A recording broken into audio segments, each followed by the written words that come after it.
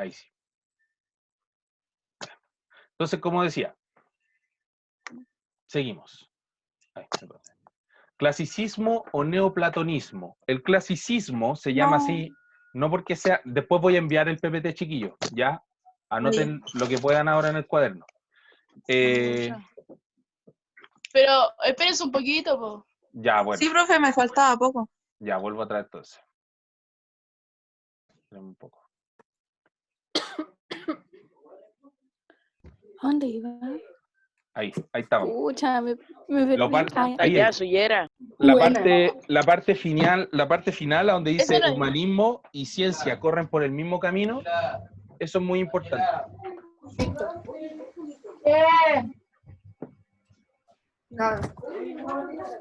Espérense un poquito, déjenme silenciar a la gente. Ahí sí. Ya.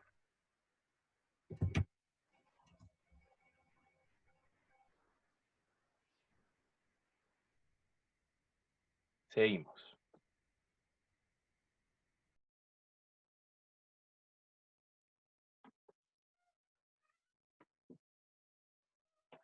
Clasicismo y neoplatonismo. Redescubrimiento de los modelos antiguos. Ya lo que se hace, el Renacimiento se llama Renacimiento porque renace la cultura antigua, la cultura griega, la cultura romana. Estas culturas que se perdieron durante la Edad Media, que se perdieron con el ascenso del poder de la Iglesia Católica, ¿cierto? Dijimos que en la Edad Media la Iglesia era incluso más poderosa que los reyes, ¿ya? Y la Iglesia no dejó un poco de lado todo el tema que era el arte, ¿ya? Y la adoración sobre todo del hombre. Dígame. Javier levantó la Profe mano. Mateo, ¿esto igual se escribe? Lo primero, lo que está a la izquierda, todo del neoclasicismo, el neoplatonismo, redescubrimiento de lo antiguo, eso sí, ¿ya? El concepto de la belleza no es necesario, porque aquí lo podemos explicar. El concepto de la belleza tiene con la conexión con la geometría y las matemáticas. El arte románico, que es el arte medieval, era casi como dibujos de niños chicos. Sin embargo, aquí es donde se empieza a respetar las proporciones del cuerpo. Si se fijan, en la imagen que tenemos hacia la izquierda, es el bautismo de Cristo, ¿ya? Una imagen que representa un relato de la Biblia, ¿cierto? Cuando Cristo se bautiza bajo el mandato, ¿cierto?, de Juan Bautista, ¿ya? ¿Qué podemos ver en esa imagen? Podemos ver que las proporciones, sobre todo del cuerpo, ¿ya?, están muy bien hechas, están muy bien ejecutadas. Dígame. Martina. Ah, profe, ¿y por qué lo mataron? ¿A quién? ¿A Cristo? Sí. Bueno, eso es sabido, pues lo mataron porque, bueno, si nos situamos en lo político y en lo social, ya que estamos en historia, claramente él era una persona que incitaba a la adoración de otro culto, una otra religión. Y para este entonces Roma ya era un imperio y la máxima autoridad era el emperador. Entonces había una ley que era rendirle culto al emperador. Tú no podías tener otra religión que no fuera la religión imperial, ¿ya? Y la religión imperial la proponía el emperador, en el fondo. Entonces la máxima autoridad siempre era el emperador. Entonces que viniera un hebreo, digamos las cosas como son, que viniera un hebreo revolucionario, implantar una nueva religión, donde ricos y pobres son iguales, donde lo que importa es tu comportamiento y de esa forma tú accedes al reino, al paraíso, ¿cierto? Era un poco revolucionario para la época, ¿ya? Entonces, por eso al hombre lo persiguieron y terminaron asesinándolo. Seguimos. Entonces, para eso hay que entender el tema de la política también. O sea, Jesús no solo era una figura espiritual, sino que también política. Pero como decía yo, lo que importa en esta clase es que durante la Edad Media no se fomenta ya este tipo de arte. Incluso durante la Edad Media se podría llegar a considerar que, por ejemplo, alguien que pinte esto puede hacer herejía, ¿ya? Porque estás tocando temas de la religión y no estás autorizado para hacerlo, ¿ya? Ojo con eso. Aquí se aliviana un poco ese tema. Seguimos. El arte y la investigación técnica. Aquí yo me atrevería a decir que en esta época es donde nace el arte moderno, el arte que hasta hoy en día nosotros practicamos. El tema de ocupar las pinturas, las sombras, las luces, las figuras geométricas, las proporciones del cuerpo. Todo esto marca también un idealismo, porque nosotros a través de esta época y con las imágenes, con las fotos, con los cuadros, hoy en día con fotos, ¿cierto? Nosotros creamos en nuestra mente el concepto de belleza, el concepto de virtud, de la naturaleza, de la razón, ¿cierto? Nosotros creamos conceptos en nuestra cabeza a partir del arte. Entonces, ese es el rol tan importante que va a tener el arte durante esta época. Durante la Edad Media, la gente de los nobles, quizás los sacerdotes, tenían acceso al arte. La gente común y corriente como nosotros no tenía acceso a una obra de teatro o a un cuadro, a lo más las obras públicas, monumentos, murales, ¿cierto? Pero más allá de un sentido cultural, no se le enseñaba a las personas a apreciar la belleza, a apreciar la virtud, ¿ya? Eh, Copie solo los puntos que están en grandes, los detalles no, porque yo voy a mandar después este PPT, ¿ya? Entonces sí lo van a tener en su casa y van a poder estudiar y hacer la tarea y todo lo demás, ¿ya? Pero necesito que en su cuaderno esté lo principal, por lo menos los títulos. ¿Por qué? Porque yo los voy a revisar después, ¿ya? Vayan tomando apuntes, teniendo un orden de sus cosas. Algún día volveremos a la sala, chiquillos, y ahí vamos a revisar todo.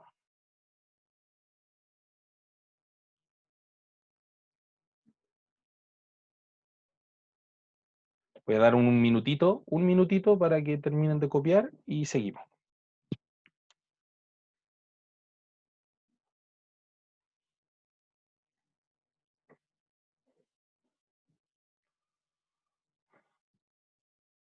Espero que nunca. ¿Cómo eso?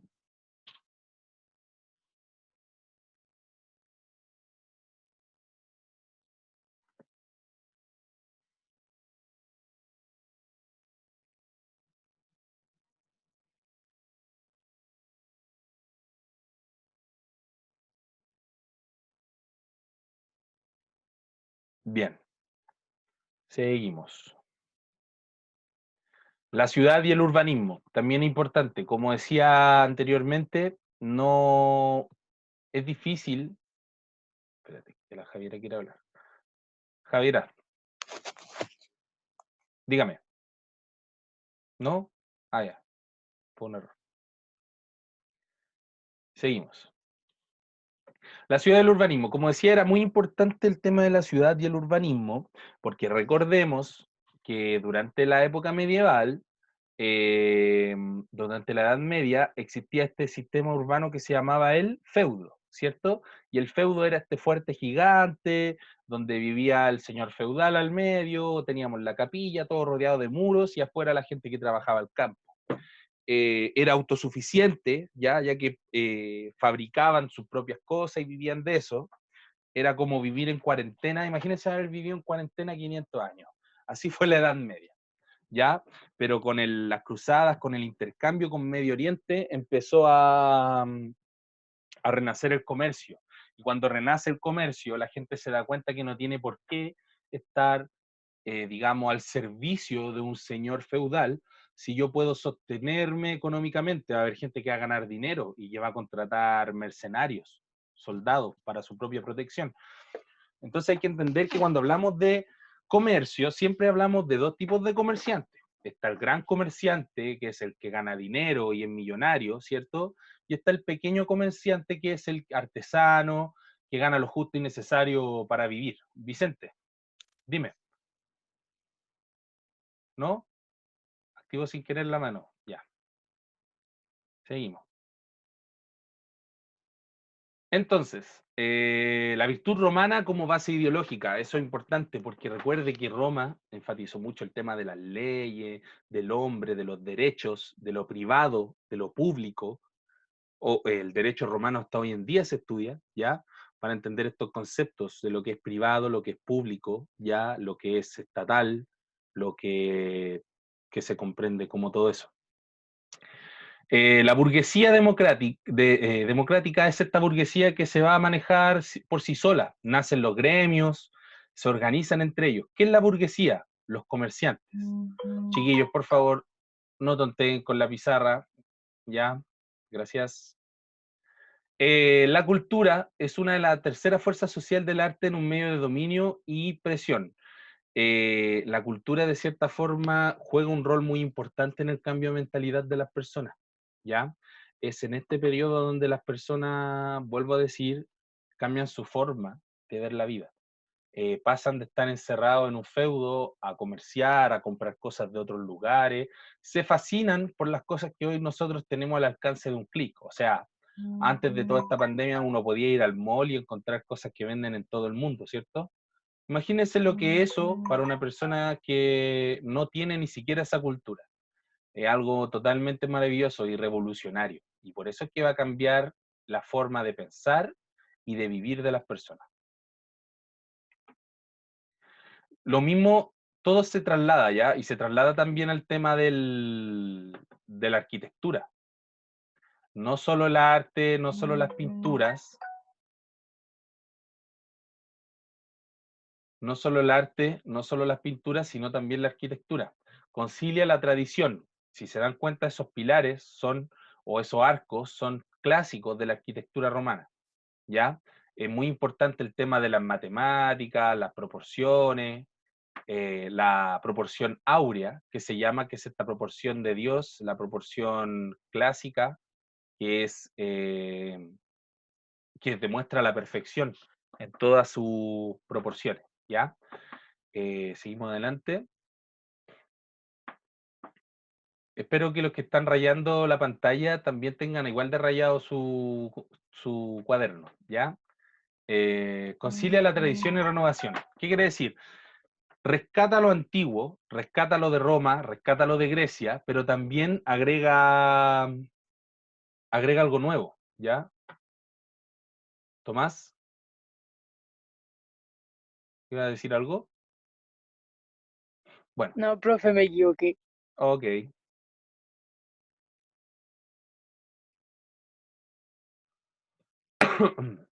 Entonces, cuando hablamos de la conciliación entre la tradición y la renovación, es que tiene técnicas nuevas, pero se basa en lo antiguo, ¿ya? Esto es como un templo romano, pero con más adornos, si se da cuenta. Lo romano y lo griego era un poco más simple, ya más pulcro. Pero aquí, esto es un poco lo que deja la herencia de la Edad Media. Adornar las cositas con colores, con gárgolas, con un motivo, con un cincelado. También es muy árabe también eso, por ejemplo, esos arcos, esos arreglos, ¿ya? Orden y claridad en el equilibrio entre las partes. La arquitectura, muchachos, es muy importante porque la arquitectura no es solo parar edificios porque sí, un edificio también nos hace sentir cosas, ¿ya? Por ejemplo, si usted va a la Moneda, a ver si usted va, por ejemplo, a tribunales, a la Moneda, a estos grandes edificios antiguos, a Correos de Chile, por ejemplo, se va a dar cuenta que son edificios antiguos que fueron pensados para provocar algo.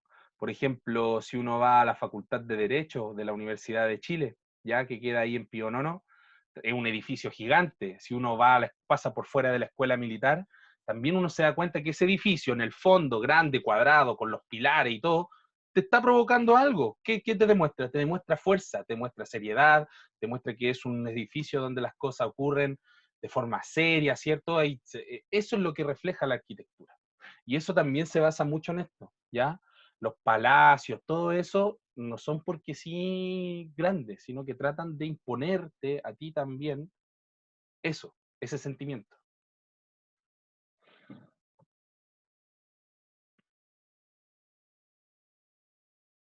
Profe, tiene lag, tengo lag, chuta. Y eso que estoy con la mejor conexión posible, ¿ya? Voy a subir esta clase después, chiquillos. así que tranquilos. Voy a subir el PPT y voy a subir el video. Pero es muy bonito y es muy importante que estén acá. Seguimos. Por ejemplo, la cúpula de la Catedral de Florencia. La cúpula de la Catedral de Florencia muestra claramente dos mezclas de arquitectura. Arquitectura árabe, ¿cierto? Porque las cúpulas, la forma de hacer los techos redondeadas es de Bizancio, de Constantinopla. Y por otro lado, la arquitectura románica, donde vemos las torres cuadradas, ¿cierto? Los pilares, las ventanas, ¿cierto? Todo eso muestra ya esta mezcla de cultura. El mundo moderno se caracteriza por ser un mundo que interactúa entre sí, ¿ya? Seguimos. San Pietro in Montorio, también otra mezcla. Vemos un techo cupular, digno de la arquitectura árabe, y unas bases en columna, digno también de la arquitectura clásica, romana o griega, ¿ya? Esto es una capilla, ¿ya? Si se dan cuenta, lo que provoca es eso, estás entrando a un lugar que es sagrado, ¿cierto? Otro ejemplo más, la cúpula de San Pedro. Esta es la cúpula de la catedral, la más importante de todas, la más grande también. Tomás, Constanza, Javiera, Yo. dígame. Profe, eso, Espera. ¿de qué países son? Todo esto No, está en dime Italia. nomás. Todo esto está en Italia. Ah, ya. El Renacimiento pegó muy fuerte en Italia, pero también en España, Francia, pero sobre todo en Italia. ¿Por qué en Italia? Porque como Italia tiene la costa en el en el mar Mediterráneo, era el punto donde llegaban todas las cosas de Medio Oriente a Europa, ¿ya? Era el puerto, digamos. Entonces ahí pasaba todo. Todo pasaba primero en Italia, ¿ok? Constanza, tú, dime, Dos preguntas. dígame. Una, estas clases después quedan grabadas. Yo las estoy grabando, todavía no lo hago, quiero hacerme un canal de YouTube y después empezar a subir las clases, una por una. ¿Y cada cuánto va a ser estas Mm. clases online? Una vez a la semana, pretendo que todos los lunes nos juntemos, chiquillos, a hacer esta clase. Pero supongo que a la misma hora, pues. Misma No tan hora. temprano. Sí. Ah, ya. Ujú.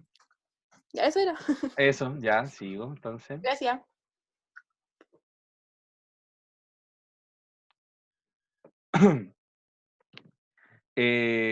Una arquitectura gigante también, como dice ahí, es un símbolo de la solidez de la iglesia, ¿ya? O sea, aquí ya en esta época moderna la iglesia también se consolida como algo, como una institución muy importante a nivel mundial. Aquí seguimos con más muestras de la arquitectura, ¿cierto? Todo esto también en Italia, ¿ya? Nos pasamos al tema de la escultura. La escultura era algo que impensable durante la Edad Media. O sea, imagínense lo que iba a ser mostrar un cuerpo desnudo durante la Edad Media, era algo ya casi aterrador. Entonces, esto es un poco más revolucionario, pero empieza a llamar la atención porque como se rescata la cultura clásica, los reyes, ya, los grandes reyes van a querer tener esta escultura en sus palacios. Eso es muy importante porque se le da al arte ese como nivel de lujo, ¿ya? Y los artistas vivían a costa de los reyes. Los reyes, por ejemplo, adoptaban, comillas, adoptaban a un artista y este trabajaba para ellos, haciendo escultura, pintura, etc. ¿Ya? Muchos artistas de esa época vivieron de esa forma. Incluso el gran Da Vinci, ¿ya? Vivía de esa forma. Recuperación de la nobleza, figura religiosa y figuras mitológicas, lo que muestra la arquitectura, y no solo la arquitectura, sino también la escultura, son estos mitos, estas figuras religiosas. Por ejemplo, el que vemos ahí es, creo que se llama Hermes, o no, que es el dios del comercio. Tiene esa cabeza con las alitas que muestran que él corre muy rápido, ya, y se mueve muy rápido de un lugar a otro. algo muy valorado a la hora de comerciar. Aquí tenemos otras muestras. Por ejemplo, un Cristo hecho escultura. Y volvemos a ver la escena del bautismo, ¿ya? ¿Qué podemos apreciar aquí? Un respeto por las proporciones del cuerpo, ¿ya? Son imágenes que representan el cuerpo humano tal cual es, ¿ya? No es que tengan la cabeza más grande respecto a sus brazos, todo está bien proporcionalmente hecho. Además del detalle, muchachos, fíjense en los pies del ángel, en los pies de Cristo, en el vientre, en el abdomen de Cristo, en las manos, la barba, el pelo, todos esos detalles son... Esto está hecho en piedra. Imagínense el nivel de trabajo para que esto se pueda realizar. Estamos hablando de personas que hacían escultura y se dedicaban a eso, pasaban días enteros. Fíjese la ropa, el efecto que crea como que si hubiera viento, ya como que si el ángel realmente estuviera flotando o bajando del cielo.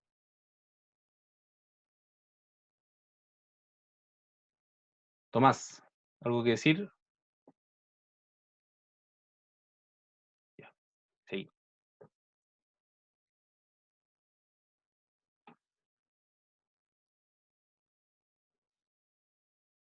Estos son otro tipo de esculturas que son impresos en las paredes, cincelados, ¿ya? También se ocupaba mucho y se usaba sobre todo para hablar de escenas de coronaciones de reyes, o el Vía Crucis mismo de Jesús, ¿cierto? Se tallaba en la pared, ya le daba un efecto de perpetuidad a eso.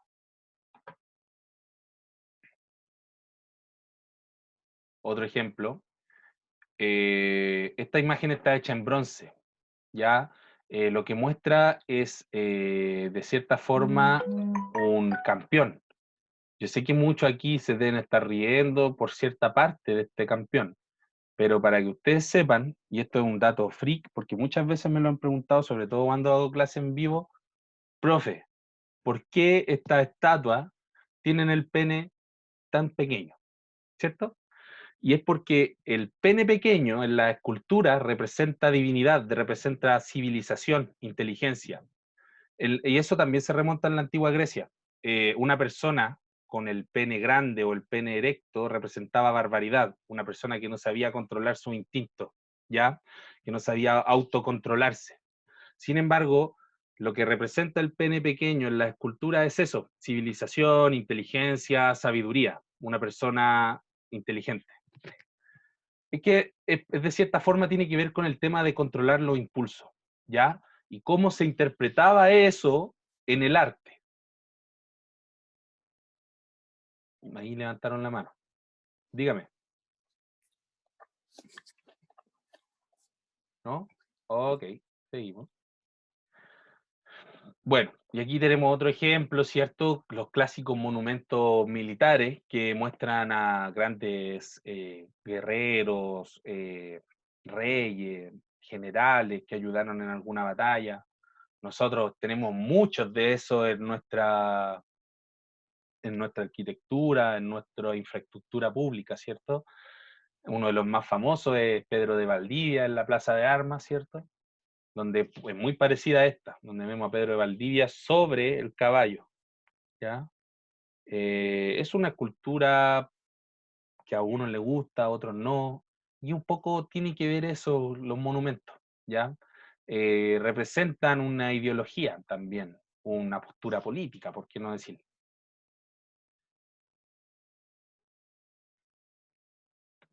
Esta es la piedad, esta es muy famosa, ¿ya? La piedad se basa en cuando María recibe el cuerpo sin vida de Cristo en sus brazos después de ser crucificado, ¿ya? Aquí podemos ver claramente una muestra del naturalismo. El naturalismo quiere decir que trata de representar una situación o una figura lo más real posible y sin tampoco exacerbarla. O sea, lo que nosotros vemos en esta escultura es una mujer con un hombre en sus brazos. Ahora, nosotros sabemos por el velo, por el disco solar que ella tiene, sabemos que el hombre por su escultura, su herida, ¿cierto? Sabemos que es Cristo y nosotros lo podemos interpretar. Esa es la gracia de la cultura, chiquillos.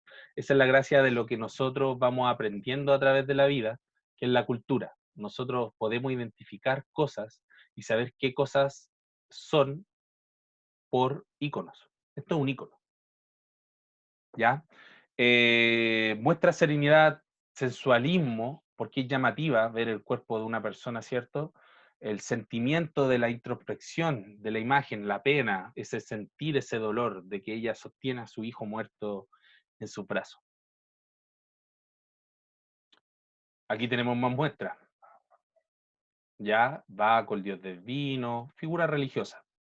Figura religiosa clásica y figura religiosa cristiana, ¿ya? Y bueno, con eso vamos terminando la clase. Eso es el Renacimiento en estricto rigor. Volvamos un poco a lo que era la definición. ¿Ya? A través de la imprenta, a través del arte en general, se renace esta cultura clásica. ¿Cuál es la cultura clásica? Griegos y romanos, o greco-romana también se le conoce. Bien, chiquillos, hasta aquí llegamos. Váyanme contando qué les pareció. Y si quieren también se pueden ir retirando. Dejar de compartir la pantalla. Ahí está, volvimos. Hola. ¿Dudas? Pero ahí recuerde que tiene que levantar la mano, hay una opción de levantar la mano y ahí puede hacer las preguntas, ¿ya? Profe, Dígame, Tomás. ¿a dónde lo va a mandar? Se sabe mi mail, ¿cierto? ¿Algunos de aquí? Yo no. Anótalo. Pero sí, tío. ¿Cuál es? msoriano